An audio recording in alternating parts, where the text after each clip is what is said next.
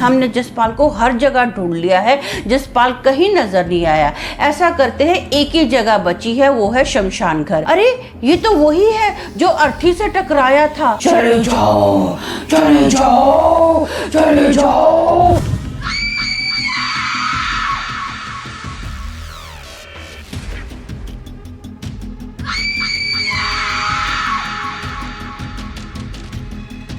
Hello दोस्तों, मेरा नाम अमन है। मैं आप सभी के मनपसंद YouTube चैनल कहानी रंगमंच में आपका स्वागत करती हूँ। उम्मीद करती हूँ कि आप सभी अच्छे और स्वस्थ होंगे। इसी तरह की वीडियो देखने के लिए आप मेरे चैनल को सब्सक्राइब कीजिए और हाँ, बेल आइकन को दबाना मत भूलना ताकि आपको आने वाले वीडियो के नोटिफिकेशंस मिलते रहें। तो चलिए शुरू करते हैं आज का भयानक किस्सा।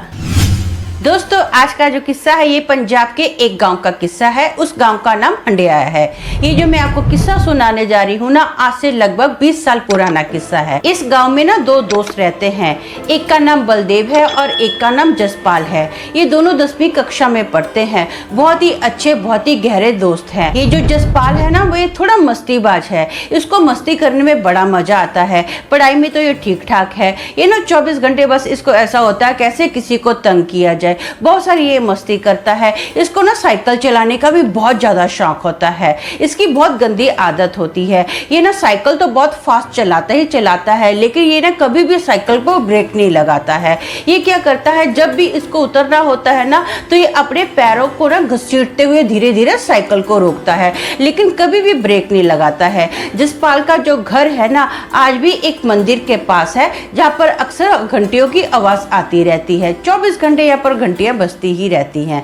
अब ना क्या होता है, 10th का एग्जाम आता है, बोर्ड की परीक्षा होती है। तो इनका जो एग्जाम सेंटर है ना, गांव से 5-6 गांव छोड़कर होता है। अब इन लोगों को ऐसा होता है कि यार एग्जाम है, बोर्ड के एग्जाम है, बड़ी टेंशन होती है, बस तो टाइम पर आती नहीं है। तो हम लोग ऐसा करते हैं, जिस गांव में हमारा एग्जाम होने वाला है ना, हम लोग कुछ दिन के लिए ऐसा करते हैं, उस गांव में ना एक घर रेंट पर ले लेते हैं। अब गांव के 9-10 स्टूडेंट होते हैं जो कि 10वीं कक्षा में पढ़ते हैं। सब मिलकर ना एक घर रेंट पर ले लेते हैं। वो जो घर है ना, मस्त खुला डुल्ला घर बना हुआ है और उस घर में जो बाथरूम है ना, एकदम लास्ट में वो बाथरूम है। आजकल तो हर घर में क्या होता है, अटैच बाथरूम होते हैं, लेकिन पुराने समय पर ऐसा नहीं था। जो घर में बाथरूम होते थे ना, घर के एकदम लास्ट में बने होते थे, वो भी एक साइड पर कोने पर बने होते थे। वैसा ही इस घर में बाथरूम था। ये लोग खाने पीने के लिए क्या करते हैं, घर के सामने ही एक स्टॉल होती है, वहां पर ये लोग खाना बांध लेते हैं कि भाई हम लोग जब जाएंगे आपका पैसा दे देंगे। तो दुकान वाला बोलता है ठीक है। ऐसा ही होता है। एग्जाम चालू हो जाते हैं, अच्छे से एग्जाम वगैरह दिए जा रहे हैं। रात के टाइम पर सब स्टूडेंट्स पढ़ने के लिए आ जाते हैं। एक दिन क्या होता है, एग्जाम में ना एक छुट्टी आती है। तो जसपाल को ऐसा होता है, यार मैं ना पढ़ पढ़ के बहुत बोर हो गया हूँ, मुझे ना थोड़ा आजू बाजू घूमना चाहिए, इस गाँव में देखना तो चाहिए कैसा ये एरिया है, कैसा नहीं है। तो उसका ना साइकिल चलाने को बड़ा मन होता है। तो वो क्या करता है, घर का मालिक जो होता है ना, बाजू में ही रहता है। तो वो बोलता है कि ऐसा करो अंकल, प्लीज मुझे ना थोड़े टाइम के लिए अपना साइकिल दे दो, मुझे कुछ काम है, बस मैं थोड़े टाइम में आ जाऊंगा। तो मकान मालिक जो होता है वो जसपाल को साइकिल दे देता है, बोलता है ठीक है अच्छे से चलाना। तो ये बोलता है हाँ हाँ अंकल, मैं अच्छे से चलाऊंगा। अब ना जसपाल घूमने के लिए जाता है, साइकिल चलाता है, मस्त घूम फिर कर आता है। उसके बाद घूम फिरने के बाद ना ये शाम के वक्त आता है। तो सब लोग खाना खाने के लिए बैठे होते हैं। जसपाल को बड़ी भूख लगी होती है। जसपाल बहुत ज्यादा खाना खाता है, नॉर्मल दिन से ज्यादा ये खाना खा जाता है। बहुत खाना खाता है, मतलब 2-2 हाथों से ना भर भर के खाना खा रहा है। तो जो इसका दोस्त होता है बलदेव, वो ये इसको पूछता भी है क्या हो गया, इतना तू खा रहा है, हाँ पेटू बना हुआ है, वैसे भी तू इतना खाना खाता है, आज तो तू नॉर्मल दिन से भी ज्यादा खाना खा रहा है।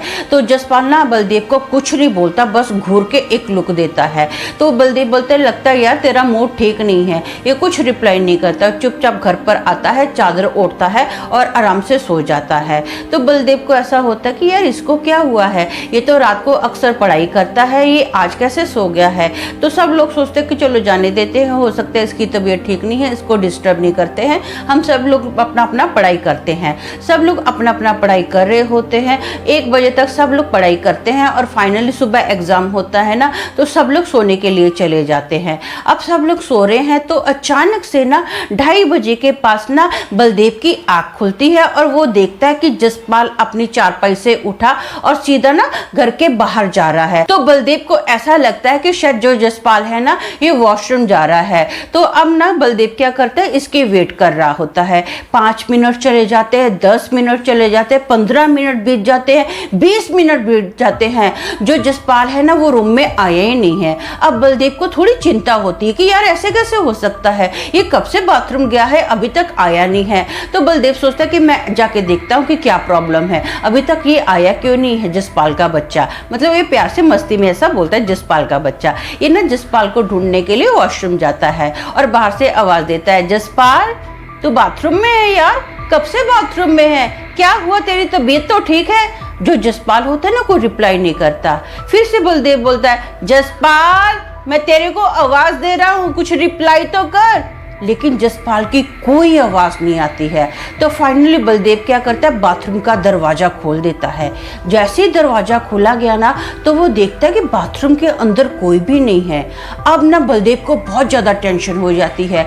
वो फटाफट अपने दोस्तों को उठाता है और बोलता है कि जसपाल पता नहीं कहाँ चला गया, मैं कब से देख रहा हूँ, मैं 20 मिनट से उसकी वेट कर रहा हूँ कि अब आएगा अब आएगा। वो ना मेरे सामने उठा है और गेट के पास गया है, लेकिन मैंने उसको गेट के बाहर जाते हुए नहीं देखा है। तो सब लोग बोलते हैं कि हो सकता है टेरेस पे हो, इधर उधर हो। सब लोग ना घर को, पूरे घर को छान मारते हैं, लेकिन जो जसपाल होता है कहीं नहीं होता है। अब ये लोग सोचते हैं कि ऐसा करते हैं, हम लोग आसपास ढूंढते हैं इसको। सब लोग ना जसपाल को आजू बाजू ढूंढना स्टार्ट कर देते हैं, कहीं जसपाल नजर नहीं आता है। सब लोग आवाज भी देते हैं, अभी सब लोग सो भी रहे हैं तो धीरे धीरे आवाज देते हैं, जसपाल जसपाल तो सुन रहे हैं हमारी आवाज। लेकिन जसपाल कोई उत्तर नहीं देता है। अब धीरे धीरे दोस्तों का जब फुसफुसाना है ना, कुछ लोग इनकी आवाज सुन लेते हैं और ये पूछते हैं, लोग घरों से बाहर आते हैं, भाई क्या हो गया, तुम लोग ऐसे क्यों आवाजें दे रहे हो, इतनी रात को ये क्या कर रहे हो, सब लोग सो रहे, तुम लोग डिस्टर्ब कर रहे हो सबको। तो जितने भी दोस्त होते हैं ना सब लोग बहुत टेंशन में होते हैं। सब लोग बोलते हैं कि पता नहीं जसपाल कहाँ चला गया है, हमको कुछ समझ में नहीं आ रही है, घर पर भी नहीं है, आजू बाजू भी ढूंढ लिया है, कहीं नहीं मिल रहा है। तो जो गांव के लोग होते हैं बेचारे बहुत भले लोग होते हैं, ये उनको पता होता है कि ये लोग यहाँ पर एग्जाम देने आए हैं, ये लोग स्टूडेंट हैं। तो गांव के लोग क्या करते हैं, इन लोगों की मदद करते हैं, बोलते हैं हम लोग ना जसपाल को ढूंढने में आपकी मदद करते हैं। सब लोग जसपाल को ढूंढ रहे होते हैं, आजू बाजू पूरा गाँव शान मारा जाता है, कहीं जसपाल का कुछ पता नहीं होता है। सब लोग ढूंढ ढूंढ के बड़े परेशान हो जाते हैं। अब ना सोचते कि जसपाल को ढूंढा जाए तो कहाँ ढूंढा जाए। तो गांव का एक व्यक्ति बोलता है कि हमने जसपाल को हर जगह ढूंढ लिया है, जसपाल कहीं नजर नहीं आया। ऐसा करते हैं, एक ही जगह बची है, वो है शमशान घर, तो हम लोग उसको वहां पर ढूंढते हैं। तो सब लोग ना मिलके अब जसपाल को वहां ढूंढने के लिए जाते हैं। जैसे वहां पर गए ना तो वो लोग देखते हैं कि जसपाल जो है शमशान घर के अंदर बैठा हुआ है, आराम से चप्पली मार के बैठा हुआ है। तो एक गांव का आदमी बोलता है, अरे ये तो वही है जो अर्थी से टकराया था। अब इतना ही जस्ट बोला है वो आदमी ना, तो जसपाल जो होता है धाड़ देने उस व्यक्ति की ओर देखता है। तो सब लोग देखकर हक्के बक्के हो जाते हैं, क्योंकि जसपाल की जो आंखें होती है ना पूरी लाल लाल आंखें होती हैं, और जसपाल का जो पूरा फेस है ना बदला हुआ होता है, बहुत ही डरावना खूंखार फेस होता है। उसकी आंखों की जो पुतलियां हैं पूरी सफेद हो जाती हैं, उसके मुंह के अंदर से ना यहाँ से साइड से अजीब सा थूक निकल रहा होता है, और जसपाल ना अजीब सी आवाज में बोलता है ऐसे, चले जाओ चले जाओ चले जाओ, ऐसी आवाज में बोलता है। ये जो आवाज होती है ना बहुत ही भारी और डरावनी आवाज होती है। अब ये आवाज सुनकर ना सब लोग बहुत ज्यादा घबरा जाते हैं। शमशान घर के बाजू में ही ना एक अगोरी बाबा रहता है। वो बाबा जो होता है ना ये आवाज सुनता है और फट से आता है। वो ना जसपाल को देखता है। अगोरी बाबा को देखकर ना जो बलदेव होता है हाथ जोड़कर बोलता है, बाबा जी प्लीज मेरे दोस्त को बचा लो। तो अगोरी बाबा ना बलदेव को धाड़ देने कान के नीचे देते हैं।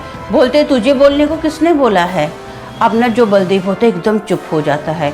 अब गौरी बाबा ना जसपाल की ओर 2-3 मिनट देखते हैं, कुछ नहीं बोलते हैं और ना ही अपनी आँख की पलक झुकाते हैं। देखकर अब गौरी बाबा बोलते हैं कि आज शाम को ना जब ये साइकिल चला रहा था ना तो एक लाश से ये टकराया है और सीधा वो जो बुरी आत्मा थी ना जसपाल के अंदर समा गई है। अब इसके अंदर से मुझे अनुष्ठान करना पड़ेगा और बुरी आत्मा को निकालना पड़ेगा। ये बात सुनकर जो जसपाल है ना जोर जोर से हंसने लग जाता है, बहुत जोर जोर से हंस रहा है। उसकी हंसी की आवाज़ ऐसी है जैसे दो लोगों की है, एक तो जसपाल खुद ही हंस रहा है और दूसरा उसके अंदर जो दुष्ट आत्माई है ना उसकी भी आवाज़ जो है ना जसपाल के अंदर से आती है। तो गौरी बाबा के हाथ में ना राख होती है, वो राख को पढ़ के ना 3-4 बार जसपाल के ऊपर फूंकते हैं। जैसे जसपाल के ऊपर फूंका जाता है ना तो जसपाल की जो आंखें एकदम नॉर्मल हो जाती है और वो उसका जो चेहरा डरावना सा दिख रहा था वो भी एकदम नॉर्मल हो जाता है, हंसना भी बंद कर देता है और ये ना ऐसा रिएक्ट करता है जैसे ये बेहोशी से बाहर निकला है। जसपाल सब लोगों को देखकर एकदम चौंक जाता है, बोलता तुम सब लोग यहाँ पर कैसे और मैं यहाँ पर कैसे आ गया, मैं शमशान घर में कैसे आ गया, मैं तो अपने रूम में था ना। तो जो उसके दोस्त होते हैं ना वो बोलते तू थोड़ा शांत हो जा, हम पूरी बात तुझको बताते हैं। जैसे ही सब कुछ गौरी बाबा पूजा पाठ कर लेते हैं, ये अच्छे से नॉर्मल हो जाता है ना तो गौरी बाबा बोलते हैं कि इसको घर पर लेके जाओ। जब जसपाल घर पर आता है ना तो उसके दोस्त पूरा किस्सा बताते हैं कि ऐसा ऐसा तू